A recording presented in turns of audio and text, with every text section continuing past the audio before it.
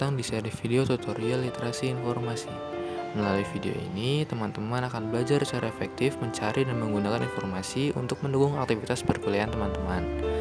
Pada video kali ini, saya akan menjelaskan mengenai tutorial dalam melakukan identifikasi kebutuhan informasi. Kenapa sih kita harus melakukan identifikasi kebutuhan informasi? Gunanya adalah untuk permudah dalam menemukan informasi yang kita butuhkan. Selain itu, kita juga dapat menemukan informasi yang lebih spesifik dan sesuai dengan apa yang teman-teman inginkan. Nah, untuk melakukan kegiatan tersebut, ada 3 step yang harus teman-teman lakukan nih. Step by stepnya, dimulai dari identifikasi rumusan masalah, kemudian mengembangkan kata kunci, dan memformulasikan kata kunci. Langkah pertama yang harus kita lakukan adalah mengidentifikasi rumusan masalah.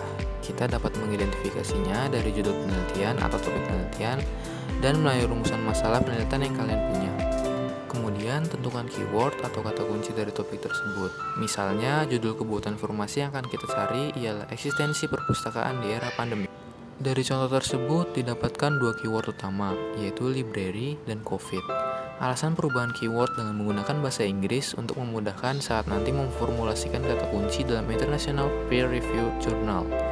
Biar kita nggak bingung lagi nih keywordnya apa.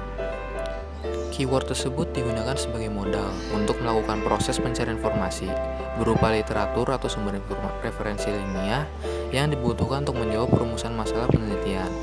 Akan tetapi, apabila hanya terbatas menggunakan 2 keyword utama tersebut, maka sumber informasi yang muncul menghasilkan temuan yang kurang spesifik. Oleh sebab itu, kedua keyword tersebut harus dikembangkan lagi nih teman-teman. Nah, gimana sih cara mengembangkan kata kunci itu? Pada langkah kedua ini adalah mengembangkan kata kunci utama yang telah ditetapkan pada langkah sebelumnya. Dalam proses pengembangan kata kunci, ada 3 cara yang bisa digunakan, yaitu dengan menggunakan thesaurus, mencari sinonim, dan antonim dari kata kunci tersebut. Kata kunci kelompok kami adalah library dan COVID.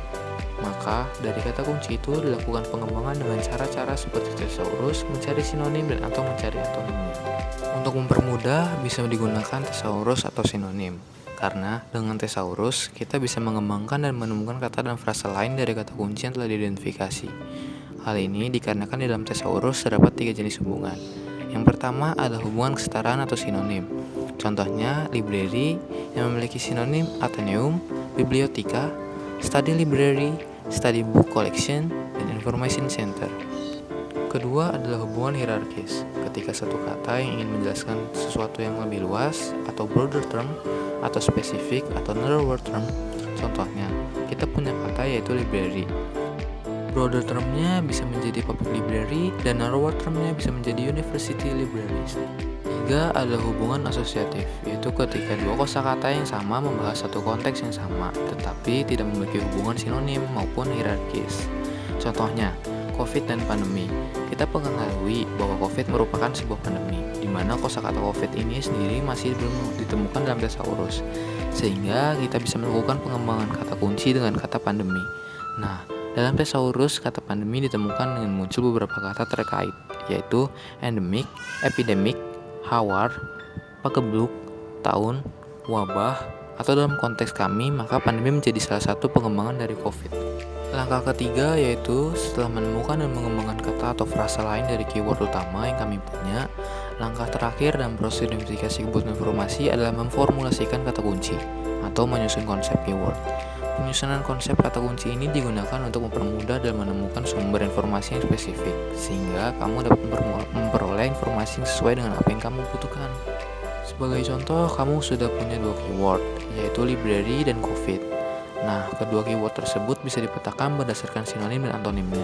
Sinonim library ialah buku, atheneum, bibliotheca, study, book collection, dan information center. Sedangkan COVID secara situasional memiliki hubungan dengan pandemi. Sinonim dari pandemi seperti endemic, epidemic, hawar, pagebluk, tahun, dan wabah. Selain sinonim, kamu juga bisa memetakan keyword pandemi melalui hubungan dengan keyword tersebut. Seperti pandemi COVID-19 di mana tengah menjadi isu fenomenal di sekitar masyarakat. Hasil pengembangan keyword yang sudah kamu lakukan dapat dijadikan modal untuk penelusuran informasi, sehingga menghasilkan sumber informasi yang relevan. Dari konsep yang sudah ditemukan tadi, untuk mempermudah mengorganisasi kata kunci yang telah dikembangkan, kamu bisa membentuk atau membuat table query. Contoh pada layar ini. Tabel tersebut menunjukkan bahwa kamu bisa menggunakan 4 alternatif formulasi kata kunci untuk mencari sumber informasi yang kamu butuhkan. Misalnya, pada alternatif pertama, kamu dapat memasukkan kata kunci library dan COVID. Apabila kamu ingin mencari sumber informasi lainnya yang lebih spesifik, maka kamu dapat menggunakan alternatif kedua yaitu bibliotika. Atau wabah, kamu bisa melakukan kombinasi dengan menghilangkan pasangannya dan begitu seterusnya. Kita langsung lanjut mempraktikkan aja nih teman-teman dengan membuka Chrome dan login melalui SSO untuk memudahkan kita dalam menemukan jurnal. Karena di dalam SSO menyediakan beberapa jurnal internasional. Setelah itu akan muncul beberapa jurnal tersedia. Kamu bisa memilih salah satu jurnal yang kamu inginkan. Pada kali ini aku akan mencoba memilih Science Direct. Kamu akan langsung bertemu dengan halaman utama dan melihat kolom pencarian.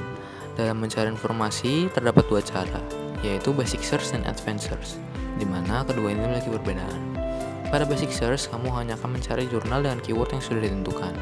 Biasanya dengan metode ini, kamu akan menemukan banyaknya jurnal. Scroll ke bawah dan kamu akan menemukan beberapa kelompok bidang keilmuan, seperti Physical Science and Engineering, Life Science, Health Science, and Social Science and Humanities. Hal ini bisa dikatakan sebagai browse, di mana kita masih meraba-raba kebutuhan informasi yang kita inginkan. Kita cuma mengetahui bidang keilmuan yang kita punya aja teman-teman. Physical Science and Engineering membahas mengenai pengetahuan dasar hingga penelitian-penelitian terbaru, yang mencakup berbagai macam disiplin ilmu secara teori dan praktik. Selain itu, ada juga popular jurnal yang memunculkan beberapa artikel yang sering diakses atau relate dengan kebutuhan yang sering dicari. Dan recent publication di mana untuk memudahkan kamu yang ingin menemukan informasi terbaru. Life Science membahas mengenai ilmu alam dengan menampilkan penelitian orisinil, analisis berwawasan, teori terkini, dan lainnya. Health Science berhubungan dengan kesehatan, bagaimana kita senantiasa update dalam merangsang penelitian dan membantu meningkatkan perawatan pasien. Dalam kelompok subjek ini, kamu bisa menelusuri jurnal yang berkaitan dengan pendidikan, informasi referensi, dengan keputusan, dan lainnya. Social Science and Humanities membahas mengenai berbagai macam ilmu sosial itu sendiri. Kalau sebelumnya kita membahas mengenai ilmu-ilmu alam dan kesehatan, kini kita membahas mengenai ilmu sosial, seperti kesenian, manajemen, finance, akuntansi, dan ilmu sosial lainnya. Pada bagian bawah, kamu akan menemukan browser by publication title, di mana kamu mencari berbagai macam jenis artikel dalam abjad ataupun angka. Misalnya, kamu ingin menemukan artikel yang memiliki awalan huruf A. Ketika kamu mengklik, kamu akan melihat hasil pencarian artikel A. Karena akan menemukan banyak artikel, kamu bisa mengerucutkannya sesuai domain atau subdomain yang diinginkan. Domain atau subdomain ini berkaitan dengan bidang keilmuan yang sudah dijelaskan sebelumnya. Kembali pada bagian atas, pertama-tama kita akan menggunakan basic search dengan hanya memasukkan keyword yang akan kita pilih. Setelah melakukan pencarian, ternyata kamu akan melihat sekitar ribuan hasil. Hal ini akan memperlama kamu dalam menemukan informasi yang kamu inginkan.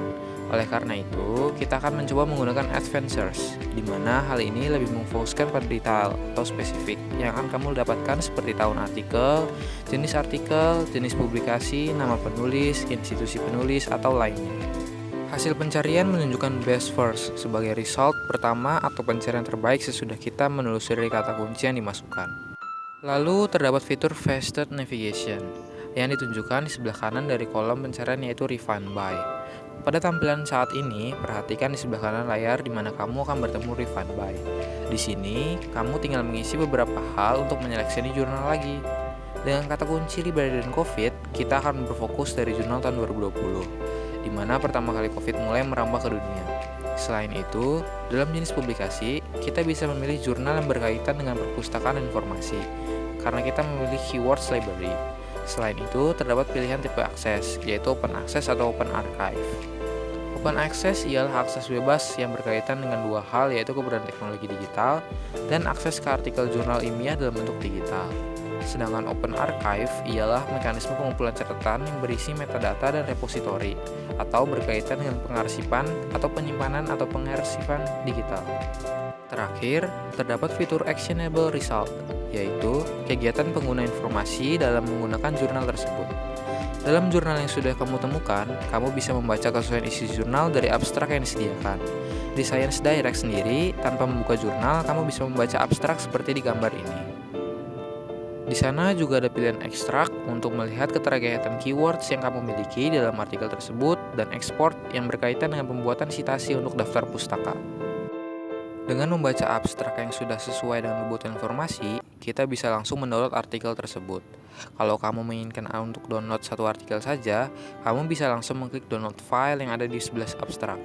Akan tetapi, kalau kamu mau mendownload lebih dari satu artikel, kamu bisa menentukan centang artikel yang diinginkan dan klik download pada bagian atas yang sesuai dengan berapa banyak artikel yang kamu miliki. File akan terdownload dalam format zip. Setelah selesai mendownload, kamu bisa memanfaatkan artikel tersebut dalam memenuhi kebutuhan informasimu. Recall and Precision memiliki tujuan untuk mengevaluasi keefektifan suatu temu balik informasi. Melalui portal jurnal Science Direct pada Basic Search, kita menggunakan kata kunci utama yaitu library and COVID, di mana metadata tersebut dimunculkan oleh sistem atau recall. Hasil yang didapati dengan adanya fitur Basic Search ini biasanya kurang maksimal dalam menemukan kesesuaian informasi yang diinginkan. Namun, ketika menghentikan kata kunci library dan COVID bersamaan, terlihat ada satu artikel yang sesuai dengan apa yang dibutuhkan atau precision, yaitu Library Consultation and a Global Pandemic and Analysis of Consultation Difficulty During COVID-19 Across Multiple Factors, di mana hal ini memiliki hubungan dengan permasalahan yang sebelumnya sudah kita analisis. Seperti yang dijelaskan di atas, dalam mengeksplorasi atau menggunakan jurnal Science Direct sangat mudah dipahami.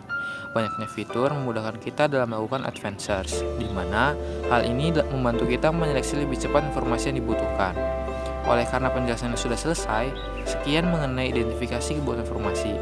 Perlu diingat kembali bahwa ini baru tahapan pertama atau awal dari aktivitas pencarian dan penggunaan informasi. See you in next video.